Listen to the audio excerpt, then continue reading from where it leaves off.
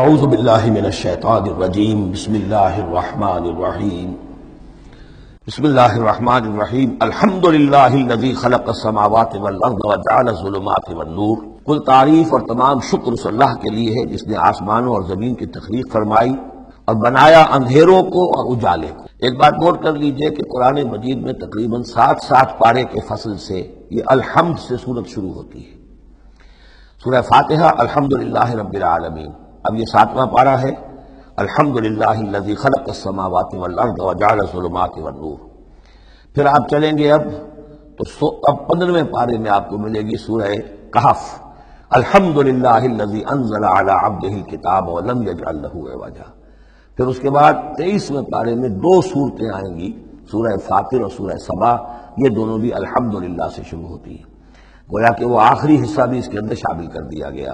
تو یہ بڑی صحیح وقفے کے بعد ایک سورت شروع ہوتی ہے اللہ تعالیٰ کے حمد و تعریف کے حوالے سے۔ خاص طور پر بات نوٹ کرنے کی ہے جعلس، خلق اور جعلہ، آسمان اور زمین چونکہ مادی حقیقتیں ہیں لہذا ان کے لیے لفظ خلق آیا ہے، لیکن نور اور اجالا اور اندھیرا جو ہے یہ در حقیقت اس طرح کی نہیں ہے۔ اندھیرا کس کو کہتے ہیں؟ نور کے نہ ہونے کا نام اندھیرا ہے، یہ اس طرح کی کوئی مادی حقیقت نہیں ہے، اس لیے اس کے لیے لفظ جو ہے جعلہ آیا، بنائے، اس نے ٹھہرا دیے، بنا دیے، نمایاں کر دیے، معلوم ہو گیا کہ یہ اجالا ہے، یہ اندھیرا ہے۔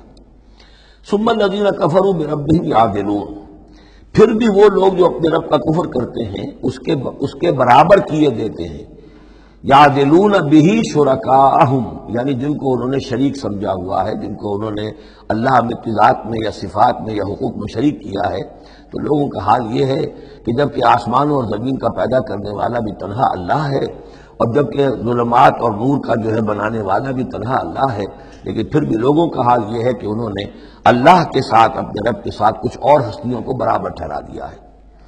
مجھے ایک صاحب نے یہ بات کہی ہے کہ یہ سورہ نساء میں جو ہم 2 مرتبہ گزرے ہیں ایک آیت سے، ان اللہ لا یغفر ان یشرک بہ ویغفر ما دون ذلک لمن یشاء، تو یہ بڑی اہم آیت تھی اور آپ نے اس کی طرف توجہ زیادہ نہیں دی۔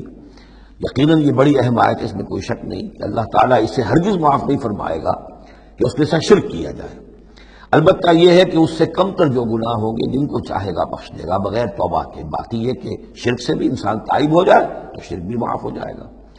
لیکن یہ کہ اس میں ضرورت ہوتی ہے اس بات کی کہ وضاحت کی جائے کہ شرک صرف بت پرستی کا نام نہیں ہے، شرک صرف اس کا نام نہیں کہ وہ مورتی رکھی ہوئی ہے اور اسے آپ نے سجدہ کیا ہو۔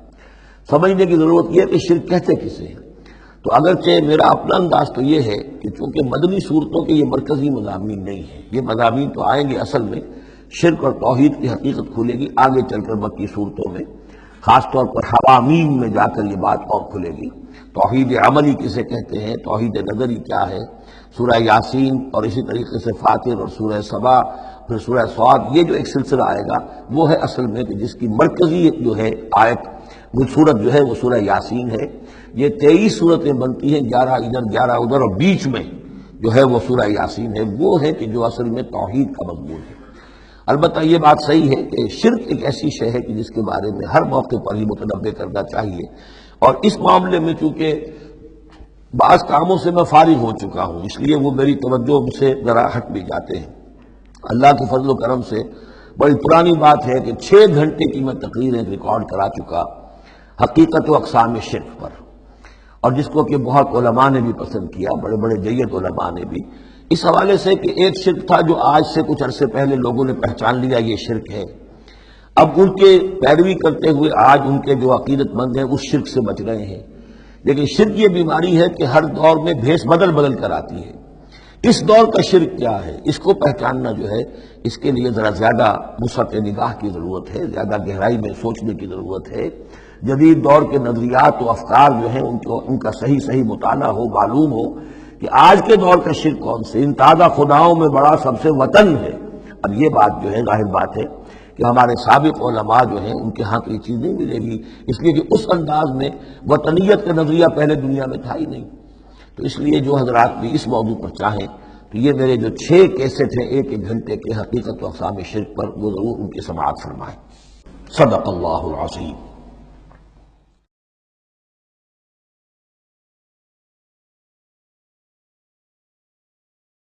اعوذ باللہ من الشیطان الرجیم بسم اللہ الرحمن الرحیم هو الذی خلقکم من طین ثم قضى اجلا، وہی ہے کہ جس نے تمہیں بنایا ہے گارے سے اور پھر ایک وقت مقرر کر دیا ہے. یعنی یہ کہ ہم ہر شخص جو ہے جس کو اللہ نے دنیا میں بھیجا ہے اس کا اس دنیا میں رہنے کا وقت معین ہے، اور ایک خاص اجل جو ہے اس کی اجلاً وہ یہ ہے کہ موت کا وقت معین ہے. وہ اجل مسمى عنده، اور ایک اور ہے مقرر وقت اس کے پاس. یعنی ایک تو ہے انفرادی موت، جیسے کہ حضور نے فرمایا من مات فقط قامت قیامتہ، ایک اجتماعی موت ہونی ہے اس دنیا کی، وہ اللہ نے خاص چھپا کر اپنے پاس رکھی ہے، جس کا علم کسی اور کو نہیں دیا. ثم انتم تنظرون مسمى عنده واجل مسمى عنده، اور ایک اور ہے معین وقت جو اس کے پاس ہے. ثم انتم تنظرون، لیکن تم شک کرتے ہو. وَهُوَ اللَّهُ فِي السَّمَاوَاتِ وَفِي الْأَرْضِ، اور وہی اللہ ہے آسمانوں میں بھی اور زمین میں بھی. ایک ہی اللہ ہے، یہ نہیں ہے کہ آسمانوں کا اللہ کوئی اور ہے، زمین کا اللہ کوئی اور ہے. ہاں فرشتے ہیں، فرشتوں کے طبقات ہیں، زمین کے فرشتے ہیں، فضا کے فرشتے ہیں، آسمانوں کے فرشتے ہیں، ہر آسمان کے فرشتے ہیں، پھر یہ کہ ملائکہ مقربین ہیں. لیکن ذات باری تعالیٰ تو ایک ہی ہے. یعلم سرکم و جہرکم، وہ جانتا ہے تمہارا چھپا بھی اور تمہارا کھلا بھی، ظاہر بھی. وَيَعْلَمُ مَا تَكْسِبُونَ، اور وہ جانتا ہے جو کچھ کہ تم کماتے ہو. کمانے سے مراد یہی نیکی یا بدی. وَمَا تَأْتِيهِم مِّنْ آیَةٍ مِّنْ آیَاتِ رَبِّهِمْ، اور نہیں آتی ان کے پاس کوئی نشانی ان کے رب کی آیات میں سے، إِلَّا كَانُوا عَنْهَا مُعْرِضِينَ، مگر یہ کہ یہ اس سے اعراض ہی کرنے کے عادی ہو چکے ہیں. ہم نئی سے نئی صورتیں بھیج رہے ہیں، نئی سے نئی آیتیں نازل کر رہے ہیں، لیکن یہ اعراض پر تلے ہوئے ہیں. فَقَدْ كَذَّبُوا بِالْحَقِّ لَمَّا جَاءَهُمْ، تو اب انہوں نے جھٹلا دیا ہے حق کو جبکہ ان کے پاس آ چکا. اب یہ قد کذبوا جو ہے اس کا اندازہ کیجیے آپ کہ چونکہ یہ مکی دور کے آخری زمانے کی صورتیں ہیں، تو گویا کہ 12 برس تقریباً ہو چکے ہیں حضور کو دعوت دیتے ہوئے. اس حوالے سے ابھی تک جو لوگ اڑے ہوئے ہیں وہ گویا کہ پوری طرح ضد پر ہٹ پر جو ہے وہ پوری طریقے سے جم چکے ہیں. فقد کذبوا، بے شک جھٹلا چکے ہیں ان لوگوں نے، جھٹلا دیا ہے بالحق کے حق کو، لما جاءہم جب کہ ان کے پاس آیا. فسوف یاتیہم انباء ما کانوا بہ یستہزئون، تو اب جلد ہی ان کے پاس آ جائے گی حقیقت اور خبر ان چیزوں کی جس کا یہ مذاق اڑایا کرتے تھے. یعنی یہ مذاق اڑاتے تھے کہ عذاب عذاب عذاب، دھمکی دیتے ہوئے محمد کو 11 سال ہو گئے، 12 سال ہو گئے، کان پک گئے ہمارے، عذاب آئے گا عذاب آئے گا عذاب آئے گا. کوئی عذاب آیا نہیں، خالی دھونس جماتے ہیں. تو اس کا جو استہزاء کرتے تھے، اب عنقریب وہ دور شروع ہو رہا ہے کہ پھر جن چیزوں کا یہ مذاق اڑایا کرتے تھے اس کی حقیقت ان پر کھلنی شروع ہو جائے گی. یہ سمجھ لیجئے کہ اس جو گروپ کی 2 صورتیں ہیں یہ مکیات انعام و اعراف، اس کے بعد سورہ انفال اور سورہ توبہ میں مشرکین مکہ کے لیے عذاب الہی کا بیان ہے. اس لیے کہ عذاب کی پہلی قسط ان پر غزوہ بدر میں آئی ہے، لہذا غزوہ بدر پر مشتمل ہے اس کے حالات پر سورہ انفال، اور ان کے عذاب کی آخری صورت وہ ہے کہ جو سورہ توبہ میں آئی ہے. لہذا یہ 2 صورتیں کہ جو مشرکین مکہ یا مشرکین عرب پر اتمام حجت کی صورتیں ہیں، انعام و اعراف ان کو جمع کر دیا، اور پھر ان پر عذاب الہی کی جو صورتیں ہیں ایک ابتدائی اور ایک اختتامی شکل کی حامل، ان دونوں کو یکجا کر دیا. تو 2 مکی 2 مدنی کا یہ گروپ بن گیا. الم یروا کما اہلکنا من قبلہم من قرن مکناہم فی الارض ما لم نمکن لکم، کیا انہوں نے دیکھا نہیں کہ کتنی ہی ہم نے نسلوں کو اور قوموں کو ہم نے ہلاک کیا جنہیں ہم نے زمین میں تمکن عطا فرمایا تھا جو تمہیں عطا نہیں کیا ہے. قوم عاد کتنی زبردست قوم تھی، اسی جزیرہ نما عرب میں آباد تھی، تمہیں اس کے حالات کچھ معلوم ہیں، قصے تمہیں معلوم ہے. قوم سمود کتنی بڑی قوم تھی، جتنا دبدبا اس کا تھا، جس طرح کہ اس نے اپنے پہاڑ تراش کر اور چٹانیں تراش کر محل بنائے تھے. ذرا تصور کرو اے قریش مکہ، تمہیں تو وہ چیزیں نصیب بھی نہیں ہوئی ہیں. تو جب ہم نے انہیں ہلاک کر دیا، وَأَرْسَلْنَا السَّمَاءَ عَلَيْهِم مِّدْرَارًا، اور ہم نے ان پر آسمان بھیجا موسلا دھار، یعنی ان پر خوب بارشیں برسائی ہم نے. اور بارش ظاہر بات ہے ماہ مبارکہ ہوتا ہے، اس سے زمین کی روئیدگی نکلتی ہے. وَجَعَلْنَا الْأَنْهَارَ تَجْرِي مِن تَحْتِهِمْ، اور ہم نے دریا بہا دیے، نہریں بہا دی ان کے دامن میں، ان کے نیچے.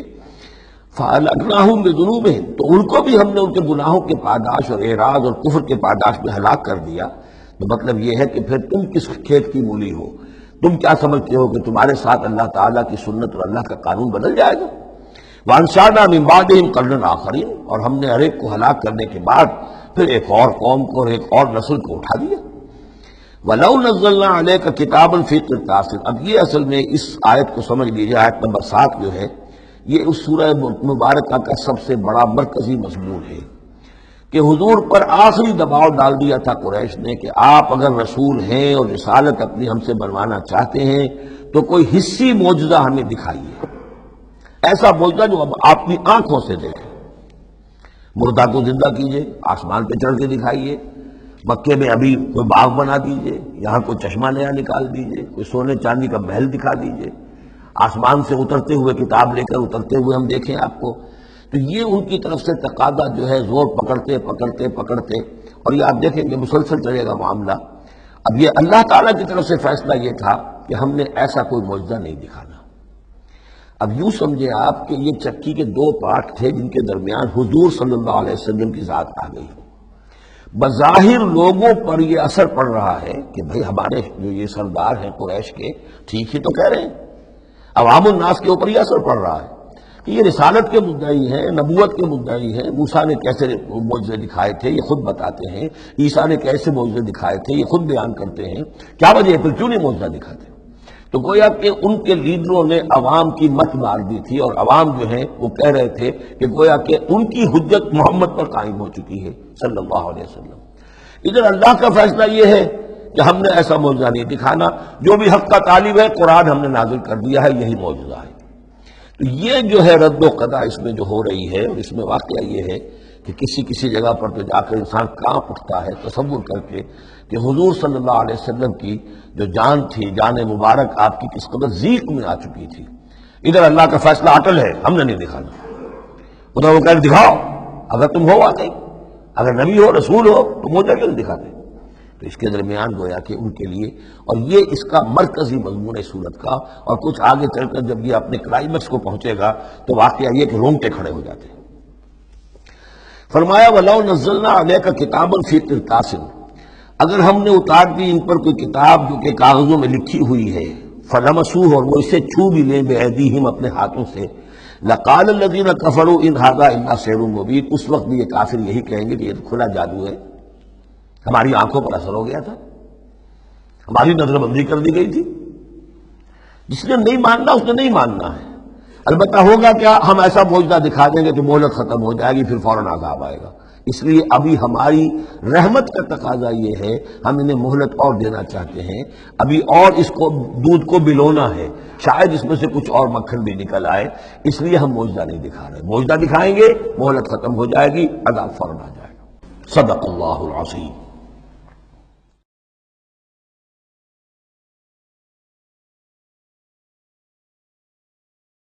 اعوذ باللہ من الشیطان الرجیم، بسم اللہ الرحمن الرحیم۔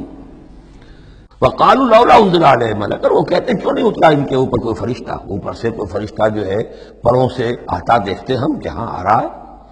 ولو انزلنا ملکا، اور اگر ہم نے فرشتہ اتار دیا ہوتا، لقضی الامر ثم لا ينظرون، پھر تو فیصلہ ہی چکا دیا جاتا، پھر انہیں کوئی مہلت نہ ملتی۔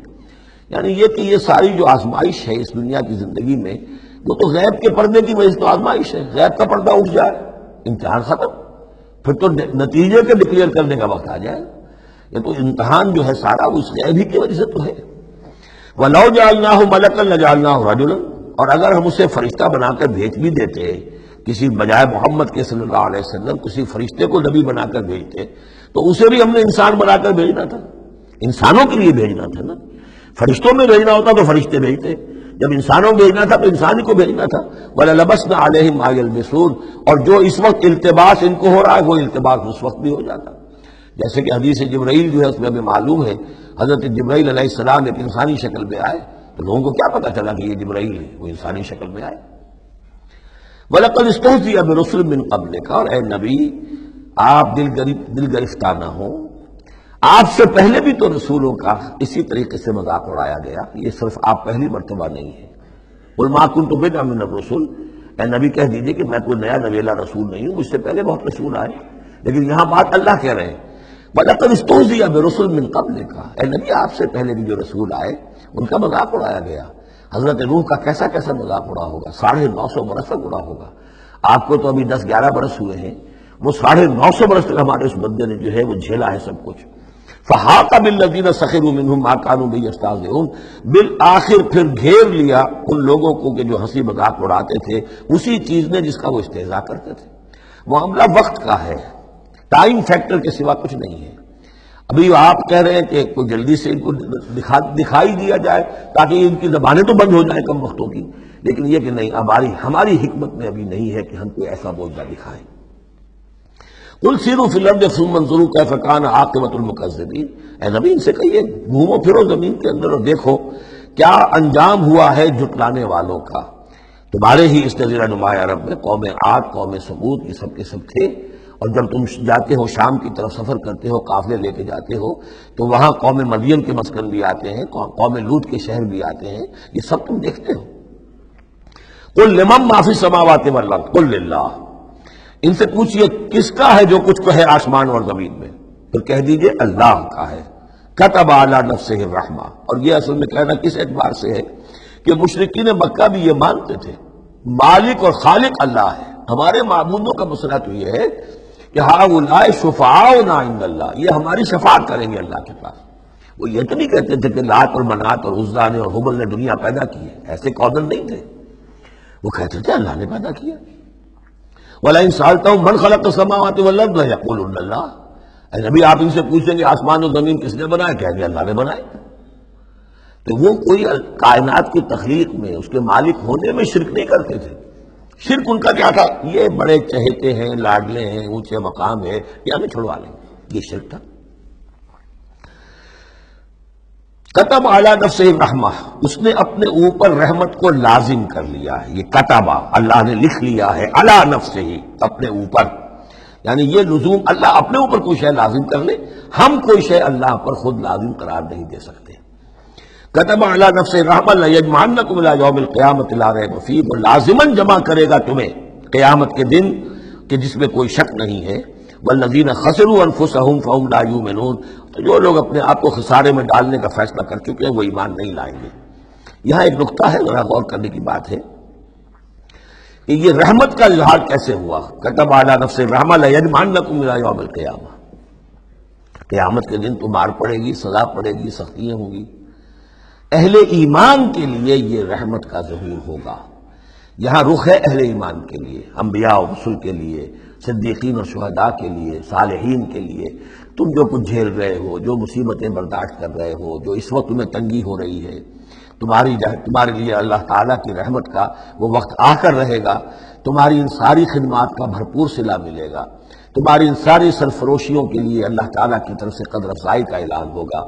کتب علی نفسہ الرحمہ لیجمعنکم الی یوم القیامہ، کبھی تمہیں یہ خیال نہ آئے کہ ہم تو سب کچھ یہاں پر اپنا لٹا بھی بیٹھے اللہ کے لیے، پتہ نہیں وہ دن آئے گا بھی کہ نہیں، پتہ نہیں کوئی ملاقات ہونی بھی ہے کہ نہیں، پتہ نہیں یہ سب کچھ جو ہے واقعی حق ہے یا نہیں کہ جمع ہونا ہے اللہ کے ہاں اور جزا و سزا ہونی ہے۔ تو ان وسوسوں کو اپنے دل سے، اپنے دماغ سے دور کرو۔ لہو ما سکن فی اللیل والنہار، اور اسی کا ہے جو کچھ کہ ساکن ہو جاتا ہے رات میں، اور یہاں مقابلے کا لفظ محذوف ہے، وما تحرک فی النہار، اور جو شے متحرک ہو جاتی ہے دن کے وقت۔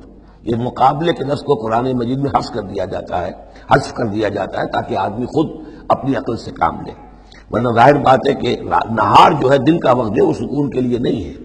وَلَهُ مَا سَكَنَ فِي اللَّيْلِ وَمَا تَحَرَّكَ فِي النَّهَارِ، وہ اسی کا ہے جو کچھ کہ رات کے وقت سکون پکڑتا ہے اور دن کے وقت متحرک ہو جاتا ہے۔ وَهُوَ السَّمِيعُ الْعَلِيمُ، وہ سب کچھ سننے والا اور جاننے والا ہے۔ صدق اللہ العظیم۔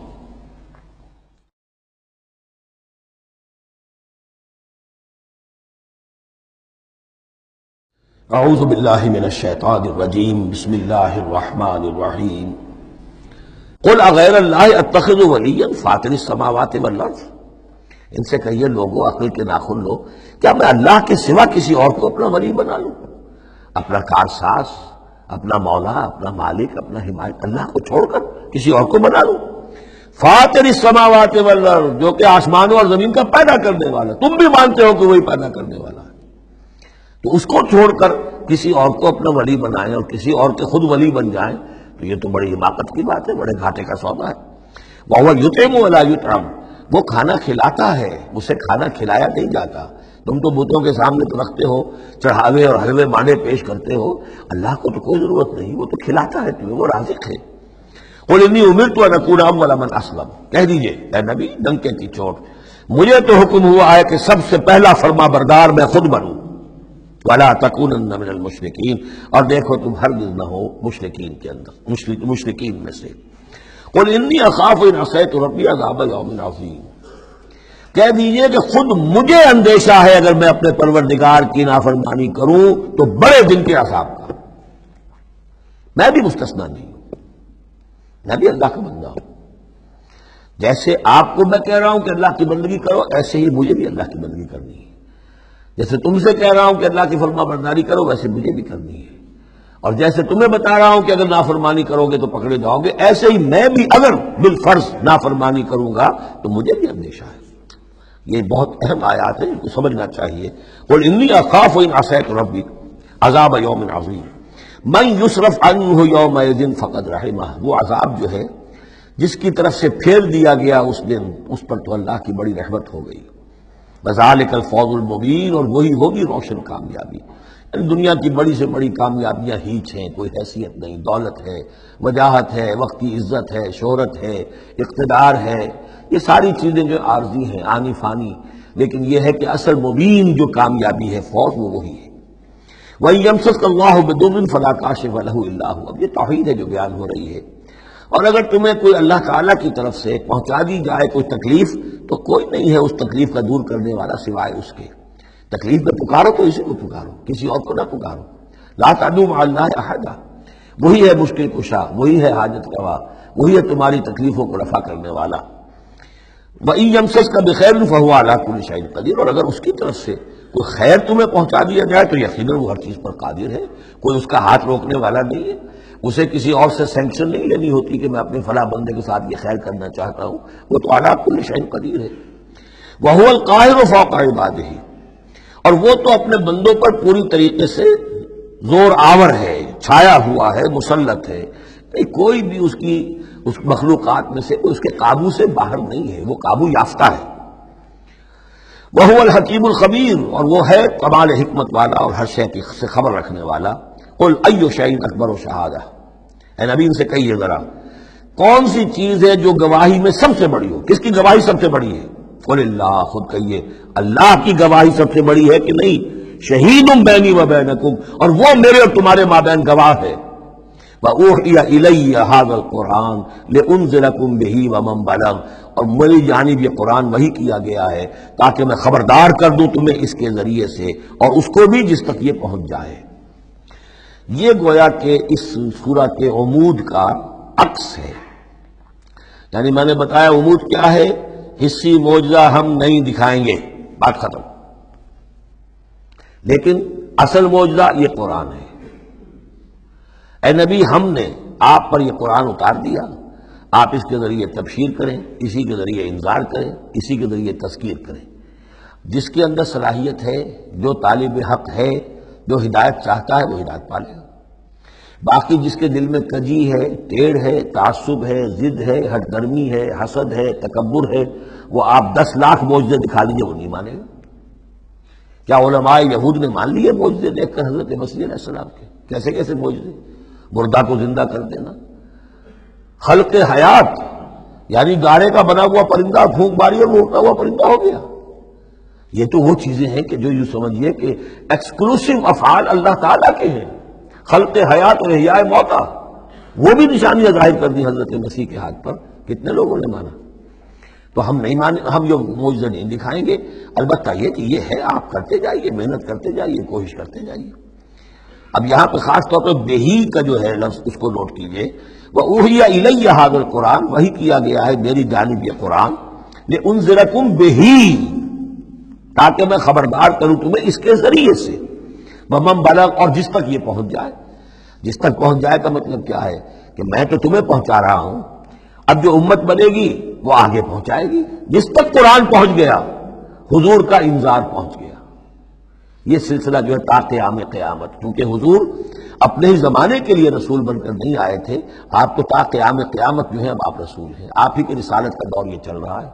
جو انسان بھی قیامت تک دنیا میں آئے گا وہ آپ کی امت دعوت میں شامل ہے، اسے پہچانا پیغام قرآن کا اب ذمہ ہے کس کے؟ امت محمد صلی اللہ علیہ وسلم کے۔ اَإِنَّكُمْ لَتَشْهَدُونَ أَنَّ مَعَ اللَّهِ آلِهَةً أُخْرَىٰ۔ اب دیکھیے یہ ہے وہ جو میں نے ابتدا میں بھی عرض کیا تھا تعارف میں، بعض اوقات جو ہے بڑے سرچنگ کویسچنز ہوتے ہیں، کیا واقعی تمہارا یہ کہنا ہے؟ جب آپ کو معلوم ہو کہ جو کچھ یہ کہہ رہا ہے اس کا دل وہ نہیں ہے، یہ کچھ اوپر اوپر سے کہہ رہا ہے، وہ ضد ہے، ہٹ درمی ہے، تو پھر یہ کہ آنکھوں میں آنکھیں ڈال کر ذرا سرچنگ انداز میں جو ہے وہ آپ سوال کی اَإِنَّكُمْ لَتَشْهَدُونَ أَنَّ مَعَ اللَّهِ آلِهَةً أُخْرَىٰ، کیا واقعی تم لوگ گواہی دیتے ہو اس کی کہ اللہ کے سوا کوئی اور بھی الہہ ہے؟ واقعی؟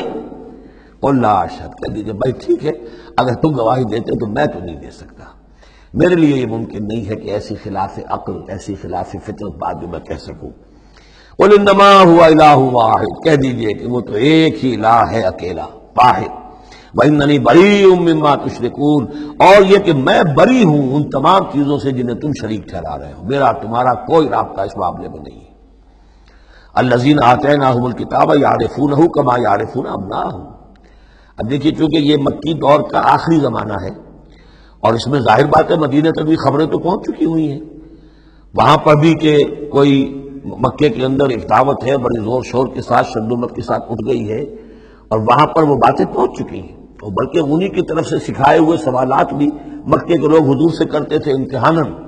آپ ذرا یہ بتائیے ذوالقرنین کون تھا؟ اگر آپ نبی ہیں تو یہ بتائیے، اصحاب کہف کا قصہ کیا تھا؟ اگر آپ نبی ہیں تو یہ بتائیے، روح کی حقیقت کیا ہے؟ یہ سارے سوالات آئیں گے سورہ بنی اسرائیل میں، سورہ کہف میں۔ تو وہاں تک بات پہنچی ہوئی تھی، اور ظاہر بات ہے کہ ان کے جو لوگ تھے سمجھدار وہ سمجھ چکے تھے کہ یہ ہے وہ کہ جن کے ہم منتظر ہیں۔ یہ دوسری بات ہے کہ محروم رہ گئے۔